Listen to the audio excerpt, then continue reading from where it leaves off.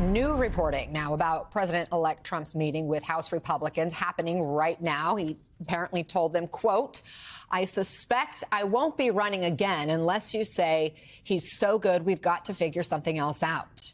Those comments ahead of his meeting with President Biden at the White House next hour.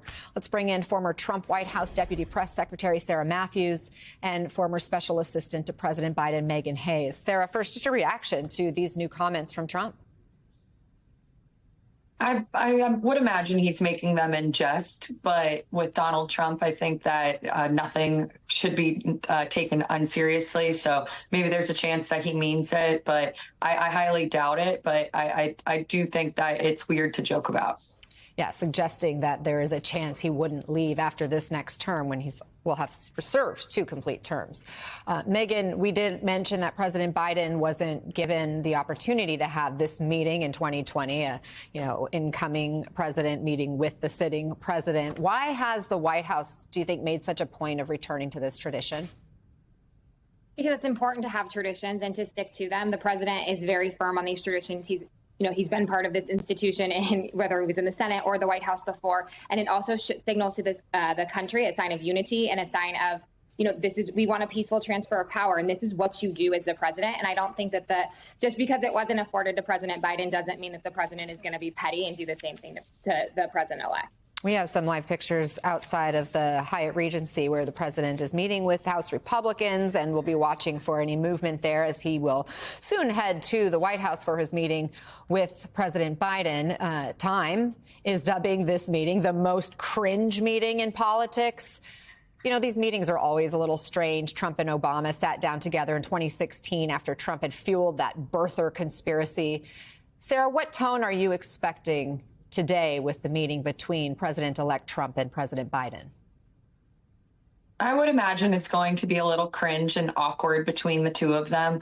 And Donald Trump, though, lacks the self-awareness to realize how embarrassing this meeting is for him. Look, he's the first president in modern day history to not go along with this meeting. As we mentioned, that in 2020, it did not take place because he was trying to overthrow the election at this point. And so he refused to sit down and meet with the incoming President Biden at that time. He refused to attend his inauguration. And obviously, we all know what transpired on January 6th as well. And so this is kind of awkward that they are going to be having this meeting, but I'm happy to see Biden continue on with the norms and the traditions and showcase unity and civility in our politics, something that Donald Trump was incapable of doing in meeting the moment in 2020. Megan, Trump has said in his 2016 meeting with then President Obama that Obama told him his biggest problem was North Korea. So what issues do you expect Trump and Biden to discuss today? I think North Korea will definitely be on the docket to discuss. I think they'll probably discuss aid for Ukraine. I think they'll discuss China and Russia and some of our other adversaries and how we can, where we are with them. That's not been public and to share those. But I also think that the president will share some of the domestic policies that he's been working on and some of the things that where the economy is moving forward. But I think that the most thing is the pictures that are going to come out of this. And I don't suspect this meeting is going to be particularly long. I think that they will be gracious and the president will be very gracious. And then they will probably try to move him along back out the door until January 20th. President Biden did make a lot of stark warnings about Trump returning to the White House. Here's some of what President Biden has said over the past year or so that he expects in a second Trump term. At the top of that list, and he means it, is the deportation of over 11 million people. They want to have a hard call like Mance wants on no abortion under circumstance. Trump's going to sign a bill if he gets elected. We don't do well. That's going to say we wipe it all, no exceptions, nothing. Done. 100 million people with pre-existing conditions will lose health insurance. I spent 4 years putting NATO back together with Kamala. He wants to get out of NATO. He is a genuine threat to our democracy.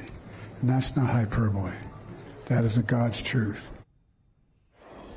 Sarah, he made a lot of predictions. Do you see these two men putting all that behind them today?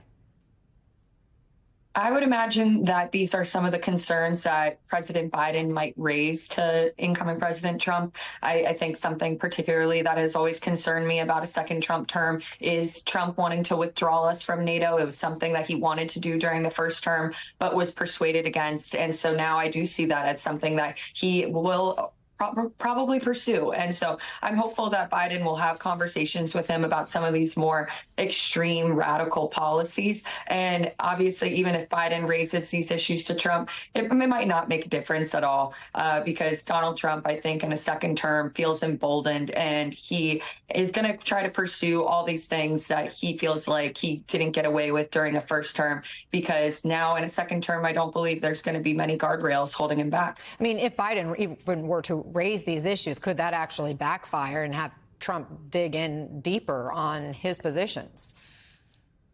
There's definitely a chance of that. I think that if Biden does raise these things, then Trump will feel like, oh, well, that is the path then that I should pursue. And so I imagine that Biden's going to be very careful with what he chooses to raise to Trump and what their conversation looks like. But I do imagine, like Megan's point, it probably will be a short conversation.